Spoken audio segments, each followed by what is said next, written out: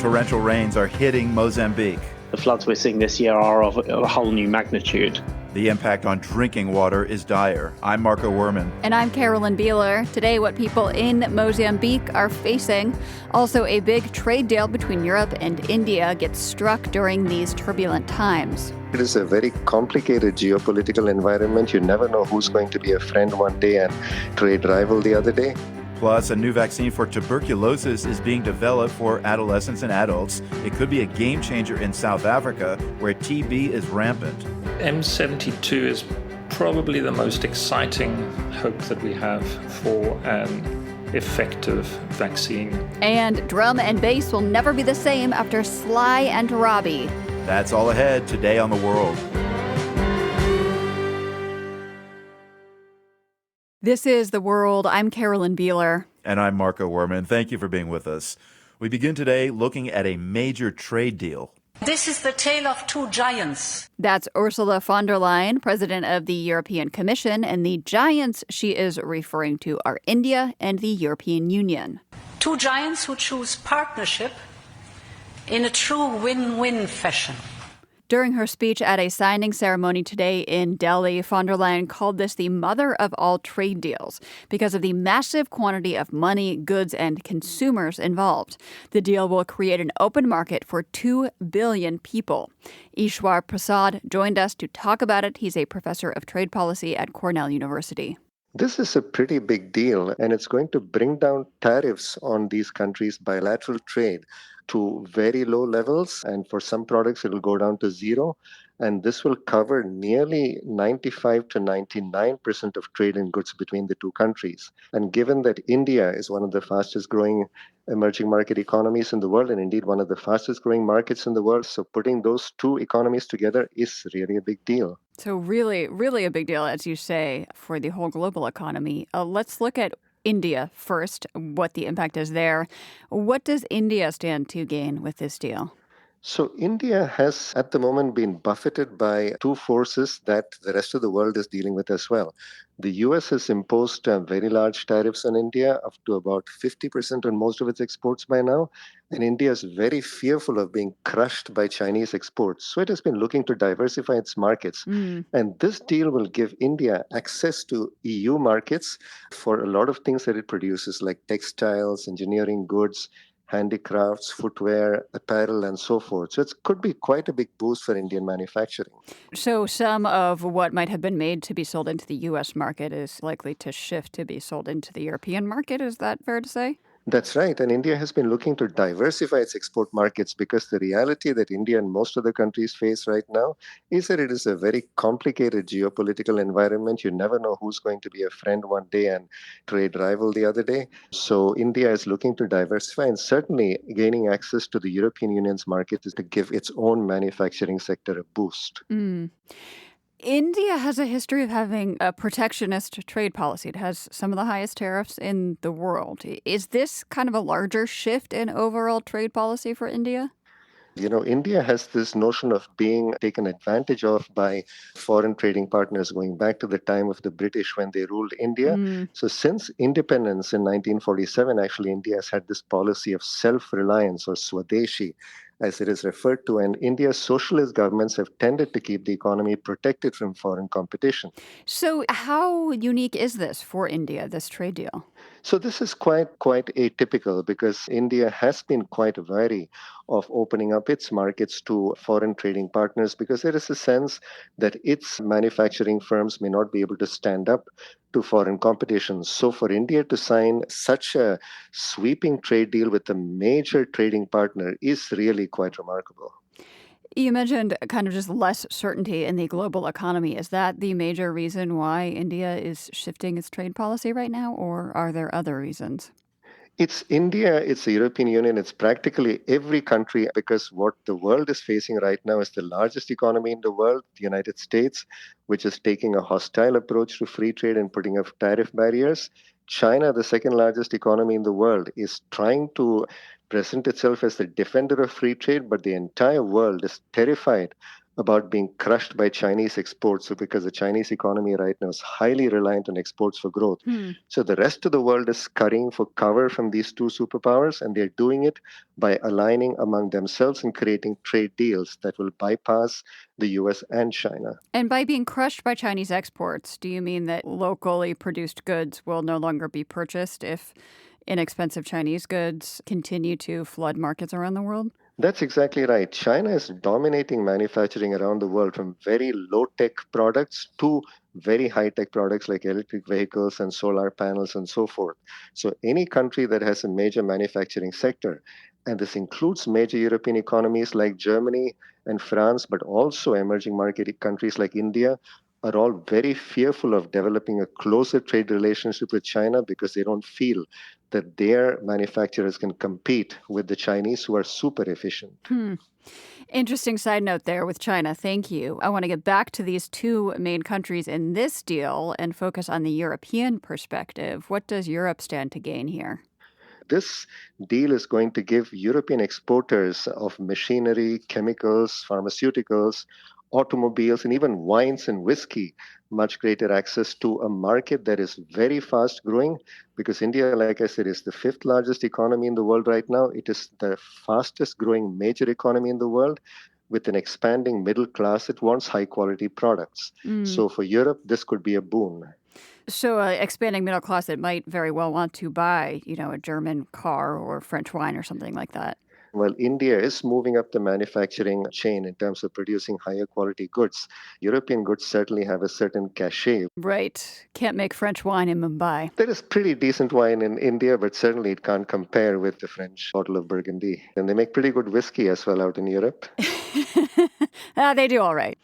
One of the EU officials that has been talking about this deal this week mentioned this package of deals, so including trade, security, and labor, was necessary while the global world order is changing. There was a lot of talk about that at the Davos World Economic Forum last week. I understand you were there.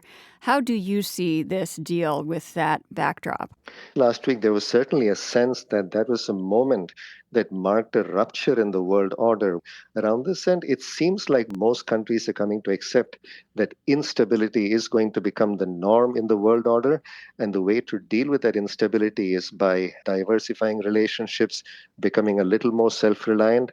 But most importantly, rather than relying on either of the two superpowers, that is the US and China's economic embrace, trying to create deeper relationships, economic, military, defense, security related among themselves, rather than relying on either of the two superpowers for cover. That was Cornell University's Ishwar Prasad. He's the author of The Doom Loop, Why the World Economic Order is Spiraling into Disorder, which comes out next week.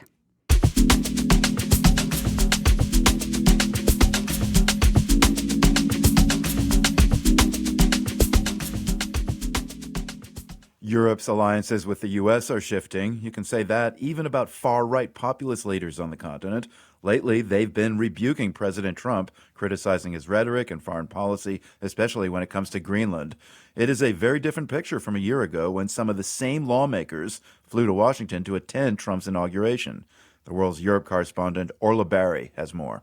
Of all of Europe's populist lawmakers, Nigel Farage can probably claim to have the closest relationship with President Trump.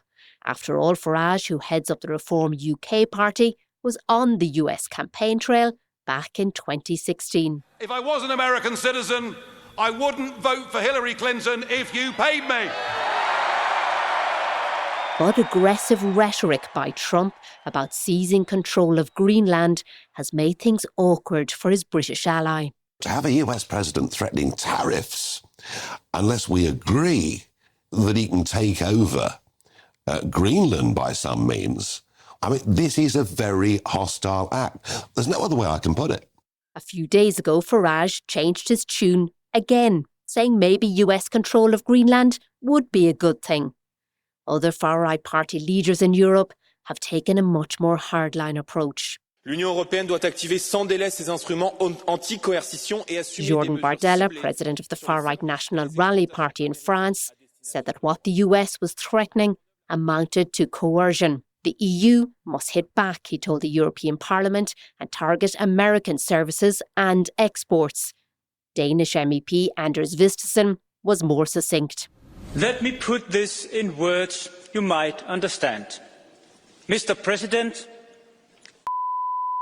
Vistisen is a member of the Danish People's Party. His party's slogan is Danes First. The European Parliament chastised Vistisen for his salty language, but he tells me he stands by his words.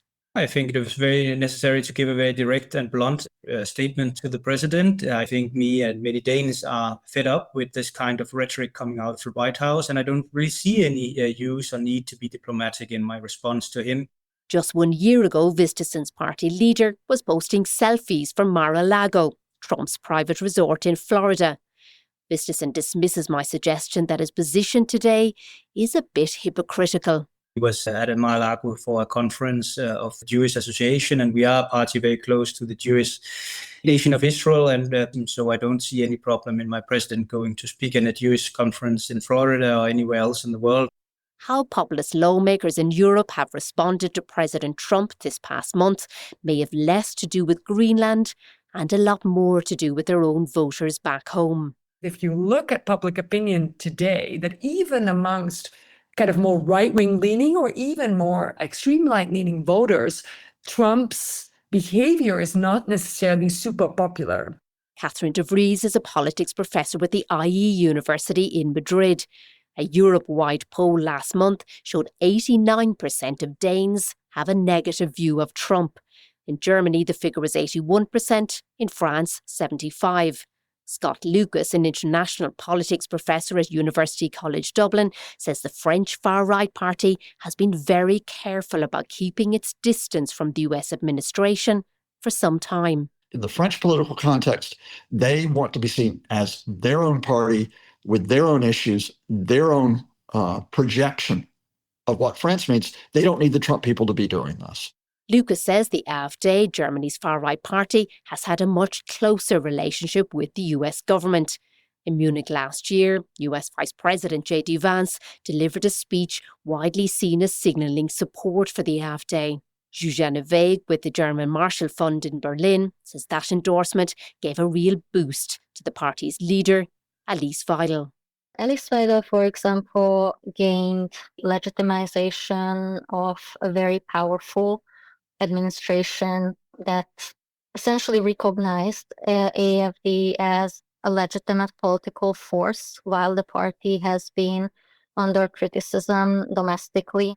Still, earlier this month, Weidel turned on Trump, accusing the US president of breaking what she called a fundamental campaign promise, namely not to interfere in other countries. Political scientist Catherine de Vries says it's unlikely Trump has taken much notice of that criticism. I thought it might be mean, right, as an observant. And if you look at, the speech he gave at the WEF last week, he doesn't seem to understand the dynamics of domestic politics for many European countries. He mixes up names, he mixes up, who is responsible for that. So I'm not sure if he himself is taking that kind of clear notice. But de Vries says his wider circle is probably keeping tabs.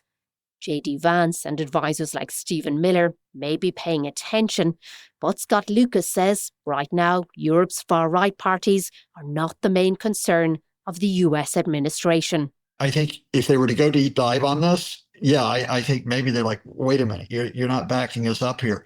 But I think their primary targets here are the European governments who are in power. And among those populist leaders who are in office, the reaction has been muted. Italian Prime Minister Giorgia Meloni said the US threats were a mistake, but she also chastised her European allies.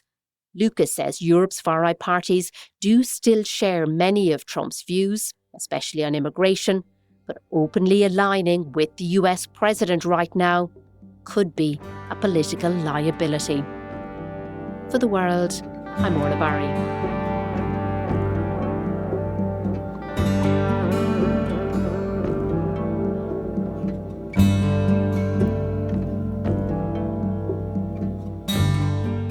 Tuberculosis is the world's deadliest infectious disease. There may be hope, though, in the form of a new vaccine.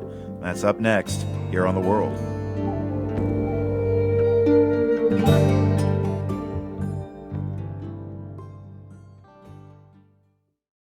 This is The World. I'm Marco Werman. Tuberculosis is a grisly disease. It affects primarily the lungs, notoriously causing patients to cough up blood. In 2023, tuberculosis surpassed COVID to become the world's deadliest infectious disease. That's why an effort is ramping up to get a TB vaccine into circulation, specifically for adolescents and adults.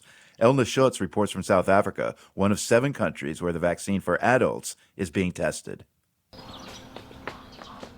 Worcester is a small South African town nestled in between mountains, an hour or so outside of Cape Town. It's famous for its cultural history and winemaking, 2 things that unite people. But everyone I speak to here at the local research clinic talk about one more tragic thing they have in common. 2 of my neighbors. One survived, she's still around, but my other didn't survive. We lost him last year. My mother had the normal TB in the lungs at first, but she survived it. But now she has TB meningitis. I was exposed to TB when I was a child because my own father had TB. Everyone here has lost or nearly lost someone to tuberculosis. TB is a problem throughout South Africa. Around 56,000 people die of it a year across the country. Even though I have not had the disease myself, there's a significant chance that I have the latent infection in my body just by living here. I know enough people who have had it, including in my family, to know it's always a possibility. In Worcester, the rates are particularly high, which explains why the subject of TB comes up a lot here, and also why Worcester is an ideal place to study solutions. The people I talk to are part of a groundbreaking clinical trial for the M72 TB vaccine. Each person taking part in the study has received either the vaccine in 2 doses or a placebo. I'm not scared. The procedure is you come in, you sit, you see your sister first, they write in. Rubenisha Williams comes into the busy clinic regularly for simple checkups. Secondly, go see the doctor. And thirdly, they're taking the blood. And then you're finished. She is one of around 20,000 people across 7 countries that are enrolled in this phase 3 trial. That means the vaccine has already been tested for dosage, safety, and efficacy. At this stage, it's being tried on a large group of different people over several years to make sure it works well. The M72AS01 vaccine, that's its formal name, was developed by the British pharmaceutical company GSK. It's made up of 2 antigen proteins, meaning it has purified parts of the TB bacterium in it. Why we are excited about that? Because we haven't seen such a strong signal with almost 50% efficacy in reducing TB cases. Angelique Loabea-Kanikani is the Chief Research Officer for the South African TB Vaccine Initiative, SATVI, who are running part of the trial here in Worcester. Today we are in a follow-up phase, which means we see the participants now every 6 months. Participants are coming, telling us, okay, what was their life within the last 6 months, if they have any illness, if they have any TB symptoms. These follow-ups are expected to continue till about 2028. The trial leaders think phase 3 will take about 3 to 4 years, largely because they need to wait for enough participants to be exposed to the risk of TB. This is the only way they can test the vaccine's efficacy in comparison to the placebo. Plus, they're seeing how M72 works over time and making sure the results are safe for different people. The smaller phase 2 trial took about 3 years as well. In short, it takes a while. Back in the city at the University of Cape Town, I asked SATVI's director, Professor Mark Hatherall, a question that you listeners might be asking yourself right now. Why do we need a TB vaccine? I thought I already got one. We do have one. You might recognize the indented oval pea-sized scar that some people have on their arm. That's likely from the Bacillus calmette-guerin, or BCG vaccine. We have a vaccine called BCG, which is given to babies at birth all over the world. And BCG works. But the issue with BCG is that it doesn't last. While the BCG vaccine brings protection during childhood, it often wears off in adulthood. And the disease tends to develop and spread amongst adolescents and adults. This is why a new TB vaccine for this age group could be transformative. While there have been various vaccine candidates for TB over the last century, it's a complex disease to develop a successful solution for, and it often doesn't get the financial resources it needs, which is why a successful vaccine for adolescents and adults would be a game changer. M72 is probably the most exciting hope that we have for an effective vaccine that is nearest rollout. M72 had a more than 50% efficacy rate in its phase 2B trial, which is what the World Health Organization guidelines say a vaccine should have. By comparison, the most effective of the COVID vaccines are more than 90%. But the yearly flu vaccine is anywhere between 19 to 60% effective, depending on the year. So if this trial shows M72 is at 50% or higher, this could fundamentally change the spread of this deadly disease and impact many people.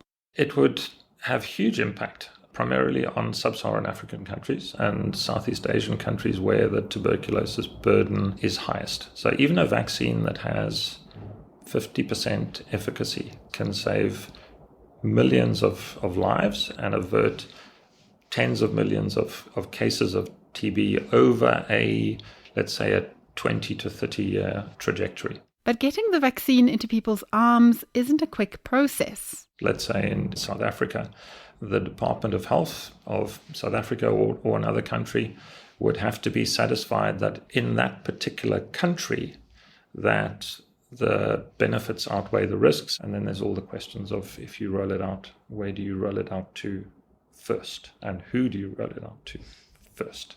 Yes. Luckily, that's not my decision. While that is still far down the line, the trial participants in Worcester already know how impactful a vaccine could be. I know how it can attack someone. One of the women you heard earlier, Noluthando Mali, recalls her brother nearly dying of TB the second time he was infected. So when he survived it, we couldn't believe, and we were thanking God because we thought we were going to lose him. We also celebrated. We didn't tell him, and we did a surprise party for his 50th birthday. Now she hopes the trial will make everyone more safe. To me, it would mean the best. It would mean a healthier life to us all. So that would mean a healthier community, healthier Worcester, healthier area. So it's the best for me. Rubenisha believes the protection she might be getting now will make a big impact. I do think when it's gonna work one day, that this Worcester is gonna be a lovely world in outside. Because I think then they can give this vaccination is for free, so they can give it to all the people. So then I don't think we have to talk about such diseases, TB again, because it won't be more here.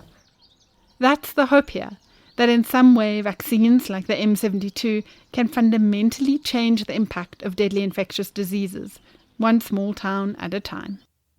Reporter Elna Schutz in Worcester, South Africa. Her report originally aired on The Threshold, a new podcast from Foreign Policy about how to end infectious diseases.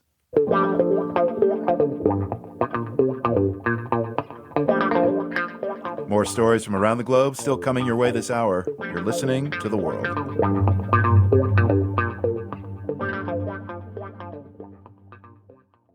This is The World. I'm Marco Werman. Torrential rains and flooding are sweeping across southern Africa. In Mozambique, several people have died in the floods, and more than 300,000 have been displaced in just one province. Near the city of Xai-Xai on the Limpopo River, floodwaters have brought crocodiles over riverbanks, and now they're swimming into submerged urban areas. I flew over the province of Mozambique, which has been most heavily affected by the flooding, and it was almost like flying over the sea. You could only see water in every direction, where normally you would see land. That's UNICEF spokesperson Guy Taylor. He was in flood-hit regions, including Xai-Xai, in recent days. We connected with him earlier today in Mozambique's capital, Maputo. I really saw a lot of people who had lost everything. People being forced to flee their homes, many of them with just the clothes on their back. I spoke to parents, to mothers who really had no idea where the next meal was coming from for their children. People have been left without access to clean water, to healthcare.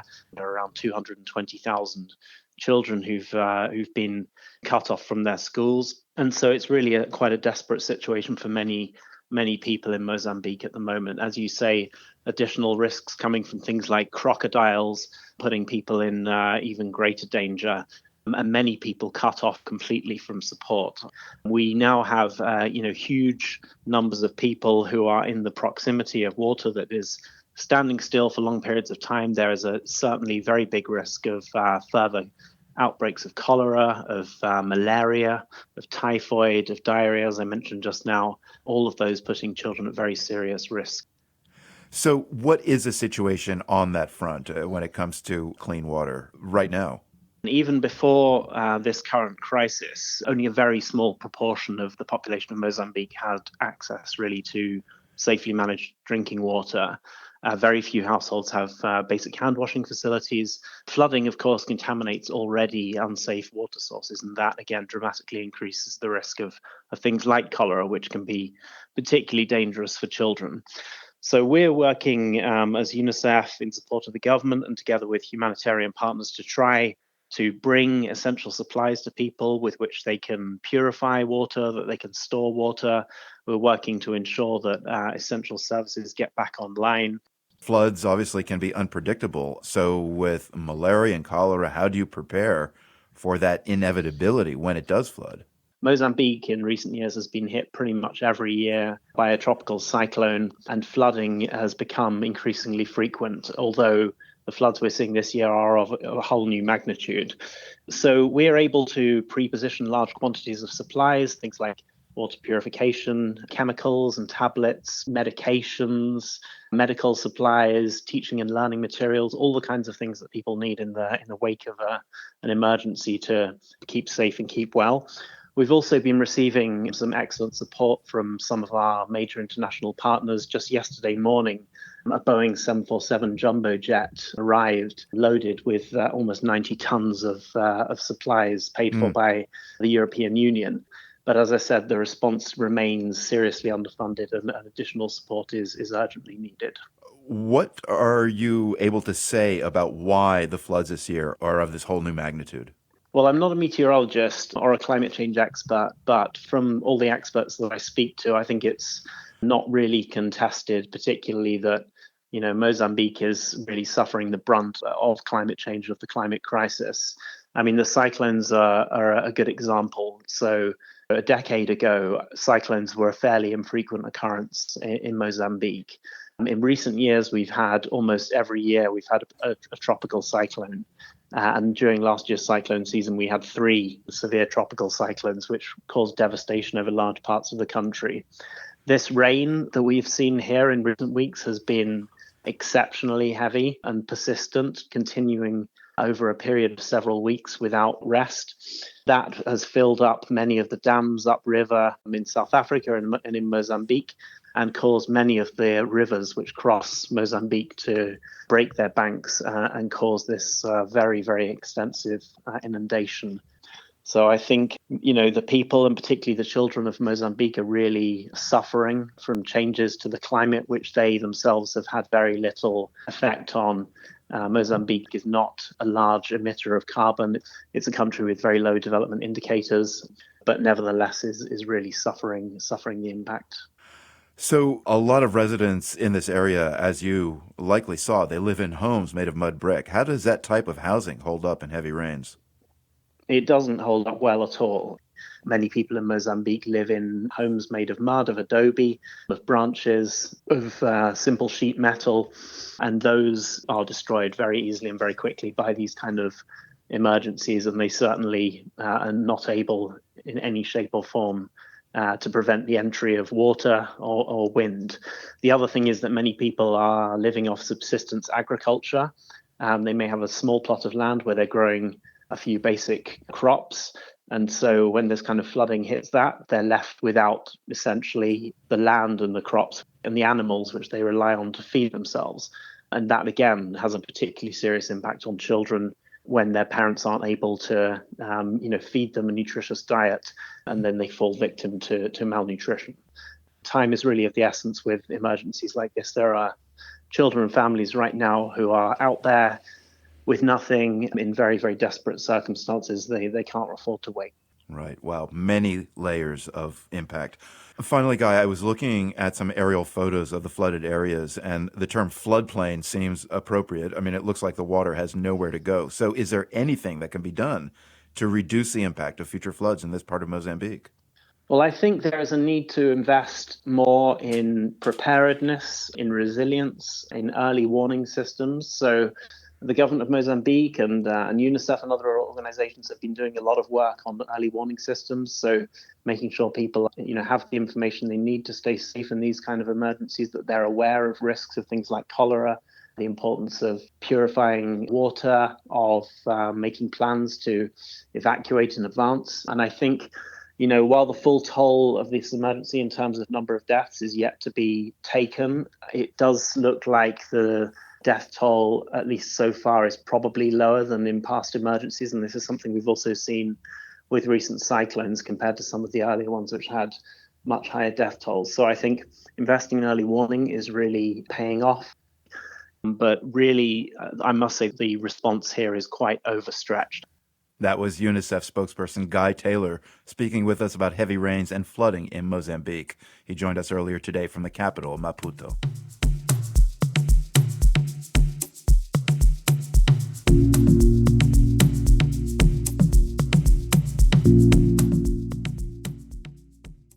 Spain has announced plans to fast-track documents for undocumented immigrants, meaning residency and work papers for about 500,000 people. Prime Minister Pedro Sanchez is enacting the change as the rest of Europe is tightening pathways to migration. The World's Jerry Haddon reports from Barcelona. For immigrants to qualify for this amnesty program, they must have arrived in Spain before last August and be able to prove that, say with a utility bill in their name. And they can't have a criminal record. At a government office in Madrid where foreigners line up daily to apply for papers, the mood today was upbeat. I'm here with family members, one immigrant told Spanish TV, and we have lots of problems. Another said, without permission to be here, there are few good opportunities. Neither person gave their names, which is typical of undocumented people speaking to the press, but you might have noticed they spoke perfect Spanish. Around 90% of Spain's undocumented immigrants are from Latin America. They often end up working for low pay in construction, in nursing homes, or on farms, jobs that fewer and fewer Spaniards want. Arreglamos la historia a esta gente. Give them their papers already, Josep Maria Companys tells me. He's a peach farmer near the northeastern city of Lleida. I reach him in his orchards by phone. Acerca de 3,000. De Colombia. ¿Por qué? Porque no teníamos gente en el campo. For this last harvest, he says, we brought in 3,000 workers from Colombia to work in the fields and in the processing plants because we couldn't find people here to work. Filling thousands of mostly low-level manual labor jobs is a top priority for Spain's Prime Minister Pedro Sanchez. La migración no es un problema, es una necesidad. Last August, on a state visit to Mauritania in West Saharan Africa, Sanchez said that immigrants aren't a problem, they're an opportunity, because the contribution they make to our economy, he said, is crucial. Spain's birth rate is steadily dropping, as they are across most of Europe. That means fewer people entering the workforce over time, as more people retire and draw pensions. Farmer Josep Maria Companys is one of the latter, or nearly. He's set to retire in March. La gente que tenemos, lo que hay que hacer es que trabajen regularizados. We need to get these immigrants working, he says, and on the books, so that they pay into the Social Security system like everyone else, and so that they'd be protected by labor laws. It's not that complicated, Companys says, but politically, pulling off an amnesty for foreigners in today's climate is tough, as Elma Saiz alluded to today in a news conference.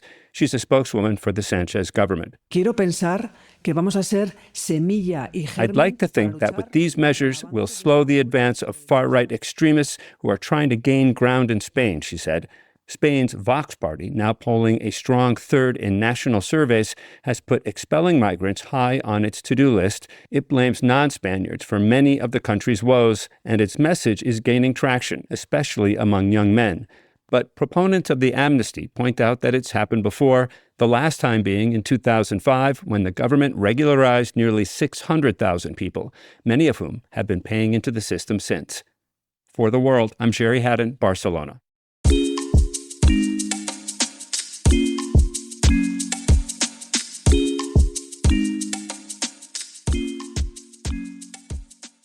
Far out in the Pacific Ocean, about 2.5 miles below the surface, is a cemetery of sorts. It is where the world buries its space junk. A place called Point Nemo. It will be the final resting place of the International Space Station when it comes back to Earth in a handful of years.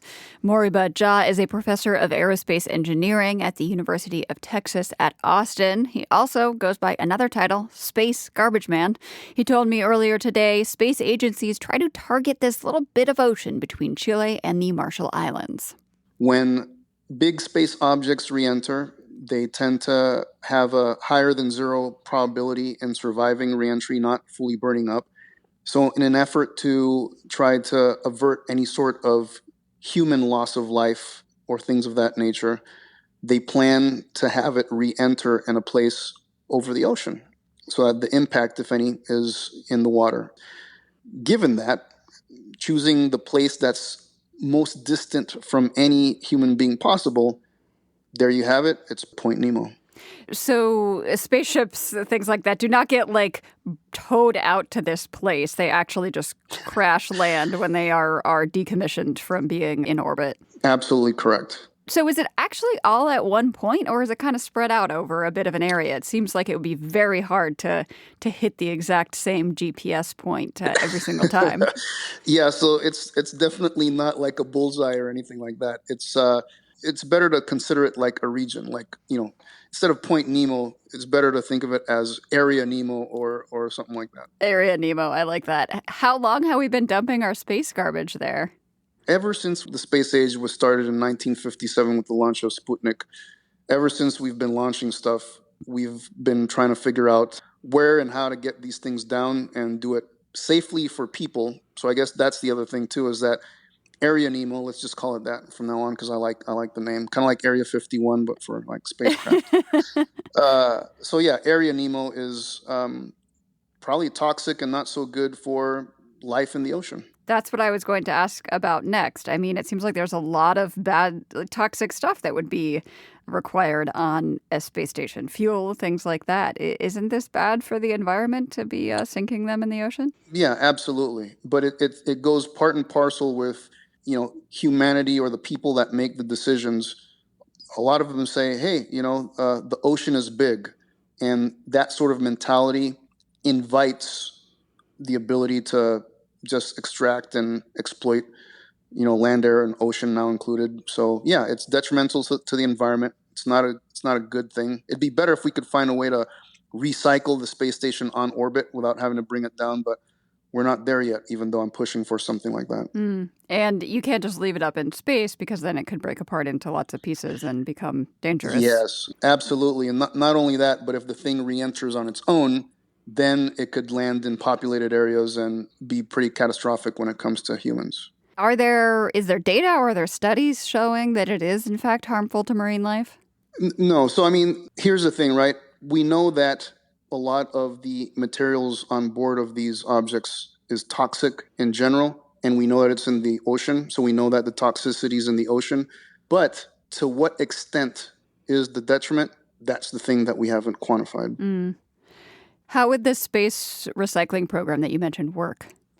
Yeah. So one of the things that I've been thinking is, how do we get to a place where we can minimize pollution? And that means, circular economies, things like reuse and recyclability.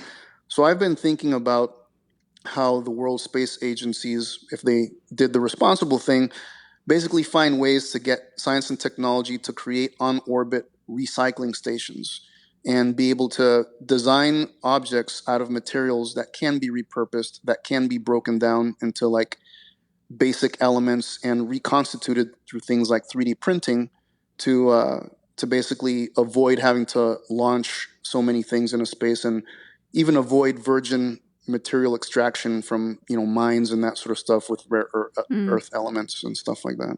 It seems tough, though. We don't recycle very much at all of the stuff, the waste we produce here on Earth. Getting it out of space sounds way harder. It is way harder. So here's the thing, right? And I get this a lot. It's one of those things where it's not binary. I know that we kind of suck at it on the planet, but it's worth considering for sure. I mentioned earlier, of course, that the International Space Station will end up in Point Nemo when it is decommissioned. Do you know at all how that will work? Like how a space agency takes a spacecraft down and makes it land in this very specific area?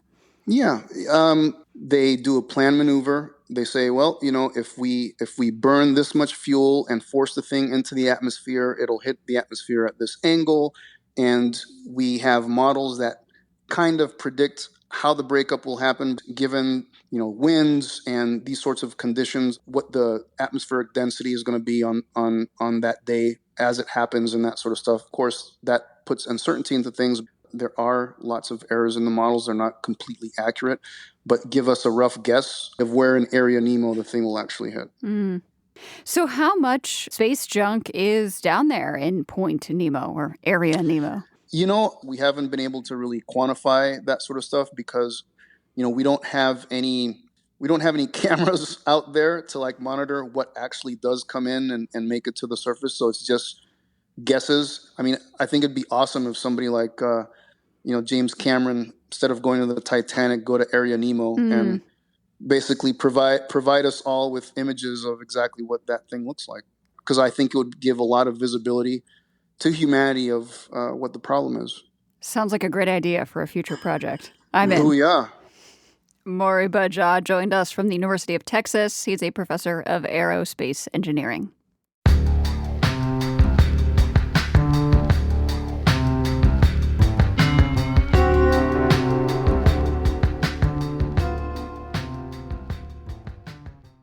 This is The World. I'm Carolyn Beeler. Today is International Holocaust Remembrance Day. The date, January 27th, was chosen to mark the day the largest Nazi concentration camp, Auschwitz, was liberated by Soviet troops. That was 81 years ago. The number of Holocaust survivors is dwindling. As reporter Sarah Birnbaum first explained last spring, it is now up to their grandchildren, the third generation, to tell their stories. Aaron Tartakovsky wasn't alive during the Holocaust, but it still governs his life. I am a grandchild of Holocaust survivors. My Holocaust ancestry actually influences everything that I choose to do in life. Tartakovsky's grandmother was from Russia. His grandfather was from Poland. They met in hiding and then ended up in the same displaced persons camp in Germany after the war. My grandfather had a family before the war. So he had a wife and he had a little girl and a little boy. All three of them were killed, and we've counted so far 214 members of our family were murdered. Eventually, they made it to America and then made an unusual choice. They heard about a community in, of all places, South Jersey, where there was a community of Holocaust survivors who all had become chicken farmers. A place called Vineland, New Jersey.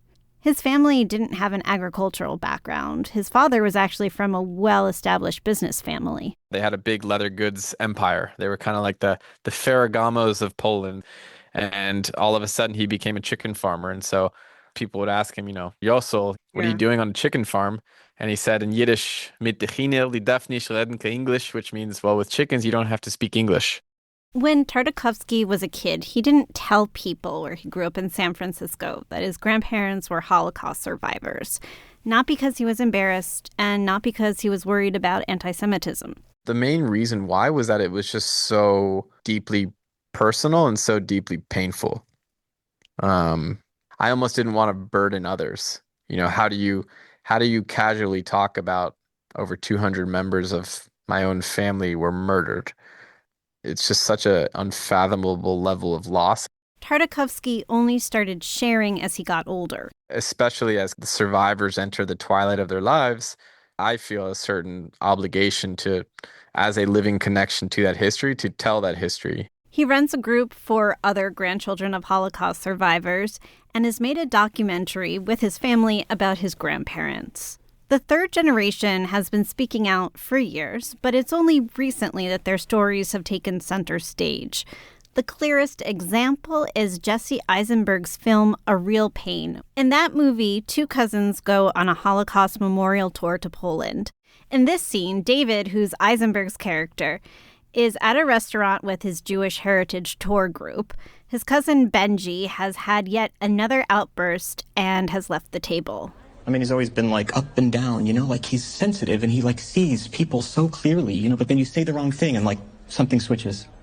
Or maybe it's not appropriate to talk about him. No, what's not appropriate? You obviously got something going on between you and, he's clearly in pain. Yeah, but isn't everyone in pain in some way? I mean, look at what happened to our families. Look at where we came from. I mean, who isn't rot? Well, you seem okay.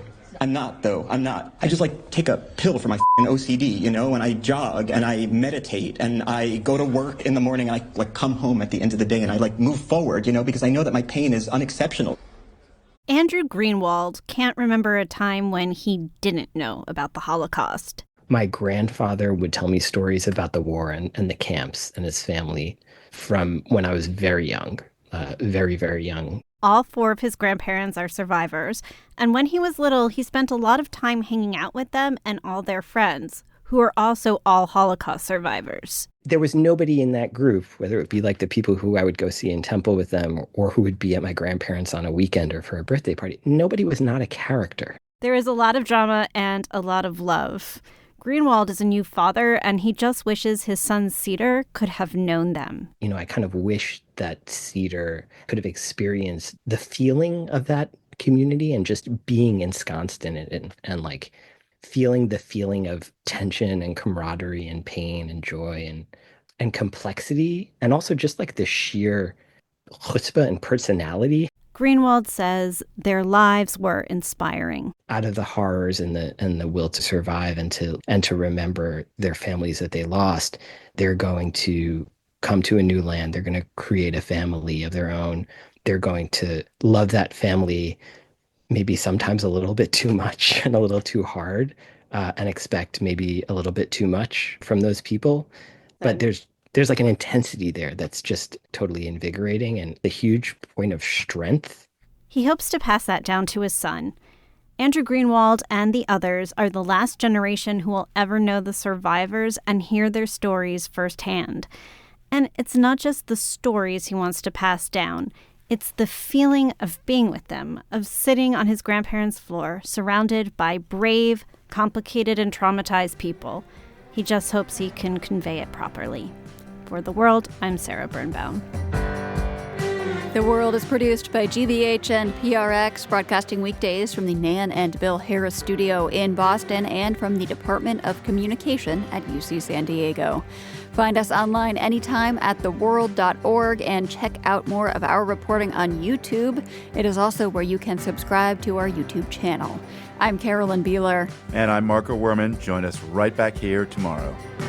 The World is supported by the Carnegie Corporation of New York, working to reduce political polarization through philanthropic support for education, democracy, and peace.